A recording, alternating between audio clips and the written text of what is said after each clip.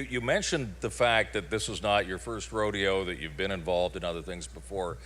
And when you just now talked about how you came up with the concept for this venture, it sort of goes to the heart of what everybody in this project is doing, people watching it are thinking about, and that is when you have an idea like you did, you had to figure out how you move that along, how you scale up, how you make an idea into a real thing.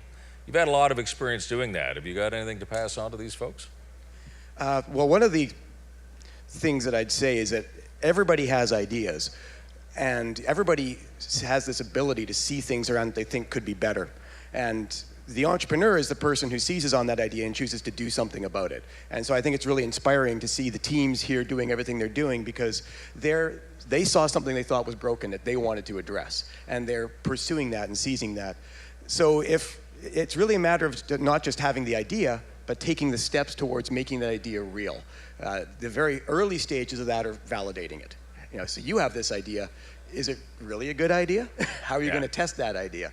And I'm a big fan of what's called the MVP, the minimum viable product. So if you're, in fact, I test most of my ideas without even building any products. We will, fake it on some pieces of paper, make PowerPoint slide decks that look like they're a product, and we go talk to customers. We go talk to people that need this problem solved and ask them, would this solve your problem if we built it? Another thing that I'm a believer in for commercial projects, ones that are actually trying to become businesses, is people need to vote with their wallets. I've seen a lot of companies get started and say, well, we're going to just give it away and hopefully get a whole bunch of people on our platform.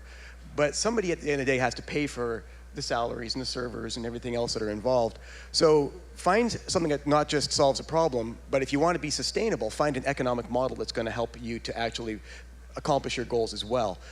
One of the things that's been great about hearing some of the teams here is a lot of them are thinking about, how do I not just rely on people giving me money? How can I actually make my project self-sustaining so that it can generate its own outcome? So when you have an idea, validate it, test it, and then figure out how it's going to stay alive no matter what.